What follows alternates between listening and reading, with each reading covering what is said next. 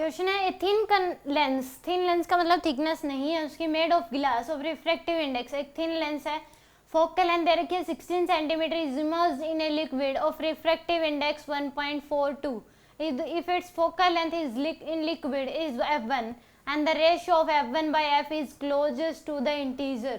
तो यहाँ पे थिन लेंस दे रखा है, वो कुछ भी हो सकता है, कन्वेक्स या कनकेव। थिन लेंस का मतलब होता है कि जिसकी थिकनेस हमें नहीं दे रखी हो। तो यहाँ पे अगर इस केस में बात करें f की वैल्यू पॉजिटिव में दे रखी है तो हम कन्वेक्स मान के चलेंगे कि कन्वेक्स लेंस है जिसकी थिकनेस ना के बराबर होती है। इसकी फोकल लेंथ दे रखी है आपको 16 सेंटीमीटर, इसका रिफ्रैक्टिव इंडेक्स जो दे रखा है ये 1.5 है। तो इस केस में इसकी फोकल लेंथ 16 सेंटीमीटर दे दी। अब इस केस में इसको पानी में क्या कर दिया, इसको एक लिक्विड है उसमें अब इमर्ज कर दिया, तो इसका रिफ्रैक्टिव इंडेक्स है 1.42, इसका कितना है 1.5, तो इसकी फोकल लेंथ है f1। तो f1 बाय f की रेशियो बताना है क्या हो जाएगा।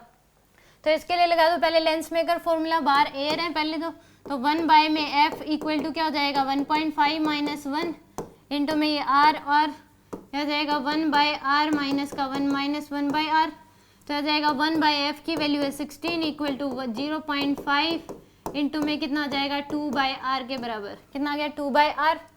तो यहाँ से आपके पास 1 बाय 16 इंटू में 0.5 इक्वल टू आ गया 2 बाय r के बराबर। तो यहाँ से आपके पास 2 बाय जो r की वैल्यू है वो कितनी आ गई 1 बाय 16 इंटू में 0.5, तो यानी कि 10 डिवाइड बाय 16 इंटू 5, तो जाएगा 2 यानी कि 1 बाय 8। तो r की जो वैल्यू है 2 by r equal to 1 by 8, तो r की वैल्यू आ गई आपके पास 16 सेंटीमीटर। r की वैल्यू कितनी आ गई 16 सेंटीमीटर। तो अब इस केस में इसका बताना है f1 की वैल्यू निकालो। f1 की जो वैल्यू है वो क्या आ जाएगी 1 bye f1 equal to 1.42,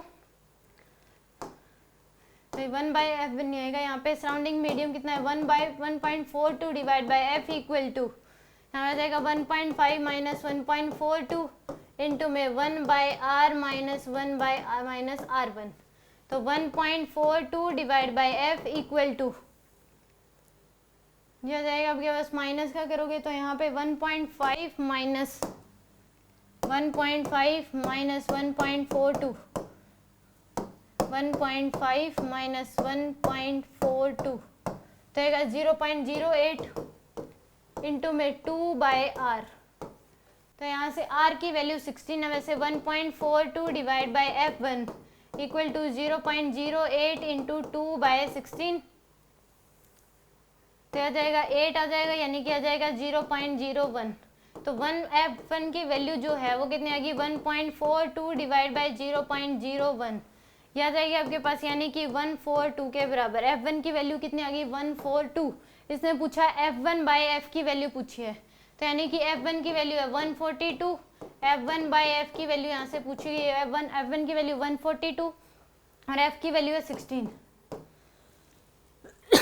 sorry 142 divide by 16 कितना आ जाएगा 8.875, तो यानी कि अप्रोक्सीमेट जो आंसर आएगा वो 9 आ जाएगा। डी ऑप्शन करेक्ट होगा।